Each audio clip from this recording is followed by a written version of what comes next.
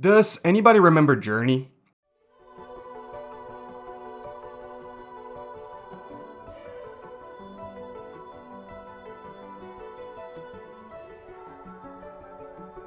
It was a game released back in 2012 exclusively to the PS3, and it actually took some years until it came out to other platforms.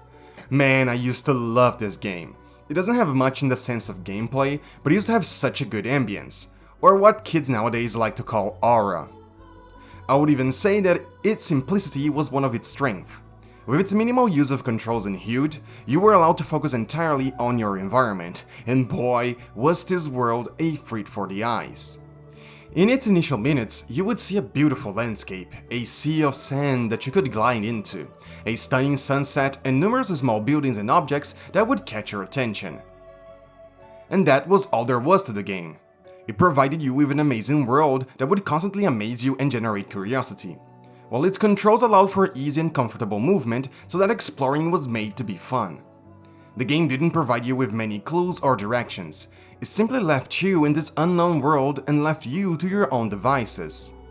And not only that, but some little mechanics would help with momentum, like being able to upgrade your scarf, giving you a direct improvement to your ability to fly. And the random multiplayer, where you would move your camera and suddenly there is another player, one who you don't know its name, can chat with, who you don't know if you met before, and that added so much. Since even if you might not have seen anything interesting, you might just end up following this other player out of curiosity for his behavior. And man, I used to love this game. One of my fondest memories was playing it on a cold and rainy day, being trapped inside the house while at the same time being able to explore and see so much beauty. And well, as much as the game is somewhat successful, the studio hasn't made that many games after it, and there is hardly mention of it when comparing or discussing the current landscape of games. And sadly, the game is also super short, leaving me a feeling of wanting more. Games like Solar Ash, and maybe even mechanics like shield surfing in Breath of the Wild, feel like they got some inspiration on how to create a good gliding/surfing directly from the way Journey implemented its sand surfing. But there was Apsu, a game about swimming in the ocean made by Giant Squid, a game studio created by the art director of Journey.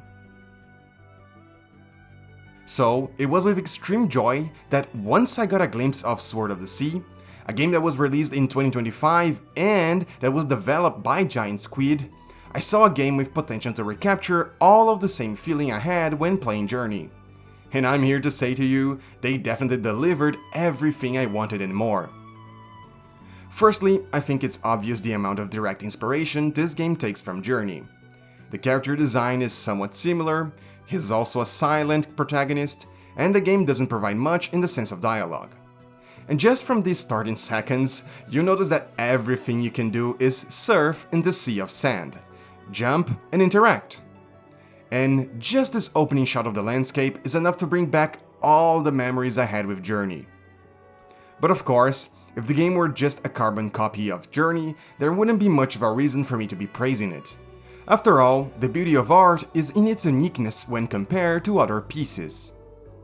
You might be questioning yourself a little bit. Am I hearing things right?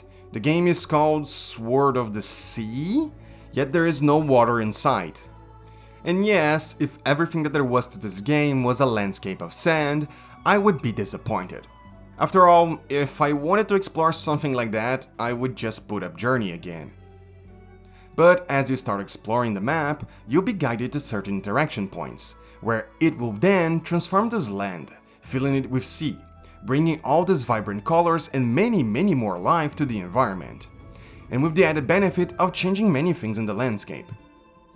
As you might have imagined, in a game where everything you can do is surf and jump, it ends up leading to a more platforming design, meaning that with all the changes that are occurring, you can now achieve higher momentum, have more platforms you can jump to, and many more other mechanics that ends up being added to the game as it progresses, such as Scalp allowing you to float up and giving you vertical movement, but let's not get ahead of ourselves, I'll tackle the movement mechanics later. The game already provides this treat for the eyes, but it also knows that it needs to guide your attention. Again, with how open this world feels, and without any type of indicator in your UI telling you where to go, the game captivates and keeps you engaged by presenting different architecture throughout the level. While the land is a desert, the game provides enough subtle clues to guide where to look, taking advantage of the barren landscape. I mean, who would have thought that in this gigantic zone, everywhere looks the same, with only one or two things standing out in the distance, like a flag or a conveniently shaped rock that looks like you can jump into. That this would be enough to make players wonder if there is something there. You can say that it is the invisible hand of the developers softly tracing a path that you will take, rather than enforcing it through a linear design. And once you transform the zone into the Sea of Life, new platforms and interactables are made available. And now, with tons of things to look for, the real curiosity is seeing how the placement of elements can allow you to reach places and locations that weren't available before, or that previously just didn't catch your attention. Of course, just like any other platformer, the game will hide things out of sight, seeing if you can really pay attention to things even out of bounds.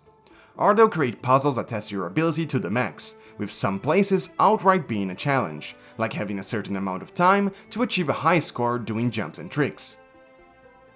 But as much as just seeing the level design can feel like a reward in itself, thanks to the amazing art direction, the game also provides some collectibles to congratulate you on beating it, giving you gold coins. Gold coins then allow you to exchange them with NPCs, where they'll reward you with a new move. At the start, there are more for variety purposes, like being allowed to execute skate tricks with your sword, giving you tools to make you more engaged when gliding around aimlessly. But the game also provides other collectibles, like shells, frogs, and stels. Stels serve as the main provider for the plot of the game, giving you cryptic messages and poems about this world's history, life cycle, and gods, and what roles are being played. Shells will be one of the main collectibles for chapter and level progression, and frogs, well, they are just cutesy frogs you will find for achievements. Actually, most collectibles can be linked back to some different achievement, and I would highly recommend you try and platinum this game. One of the reasons is, well, the game copies Journey in its length, with you being able to complete the game in 3 hours max. So sadly for me, who wanted Journey but bigger, that ended up disappointing me at first. But if you try to go for completion, you can get around 10 hours out of this game. And considering how relaxing and beautiful everything in this game is, both visually and musically, going for every hidden collectible and challenge can feel like a leisure. It's super relaxing, super memorable, and is just more of this beautiful canvas that you are free to explore. Also, I've glazed the art so much in this game, but props for the flute guy in the music arrangement. The guy was carrying half the vibes. Whenever the flute would enter in the compass, everything I could do was just look around and be mesmerized by what I was being able to experience.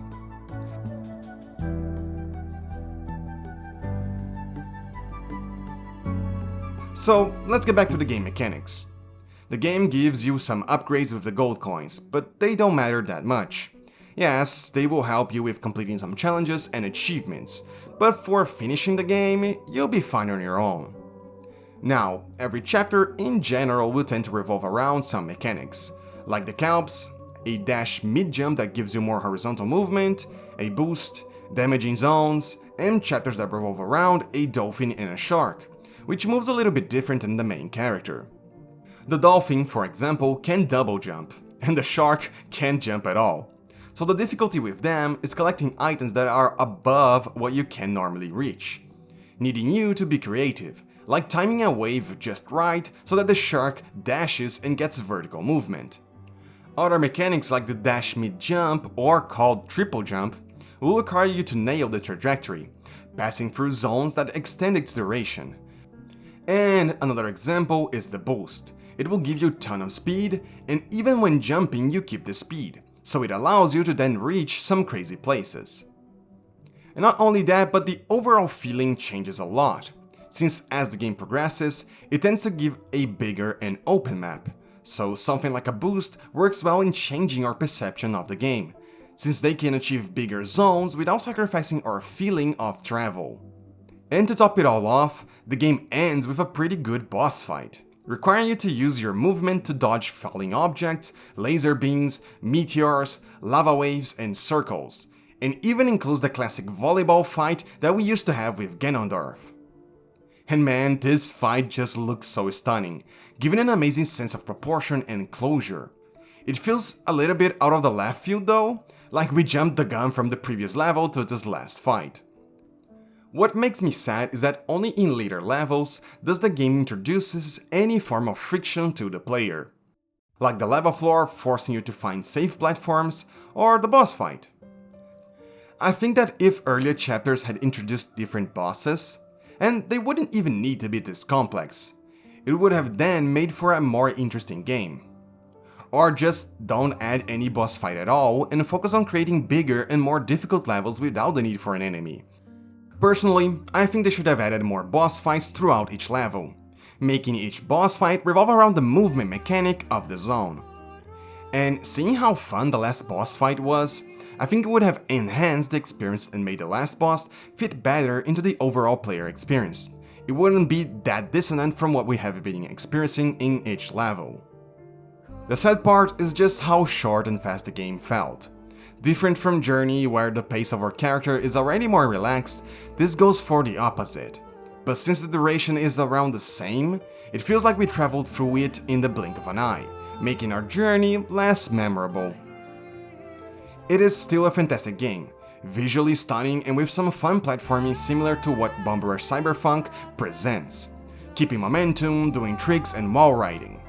It probably has a cool plot, one that I don't feel intelligent enough to cover, but there was a tribal vibe we see in older and more primitive communities, which I did enjoy. And hey, if this feels too short and you never played Absu or Journey, at least you have some more games you can check out after you create a taste for this genre with Sword of the Sea. And hey, if you can, please check out Solar Ash. It was like really good and has a similar vibe, but it has more depth to its gameplay because it provides more enemies and bosses, and it actually challenges you more to use your movement in a more interesting way, and is also made by the same guys who made Hyper Light Drifter, meaning it also has an amazing art direction. Yeah, okay, goodbye, please check it out.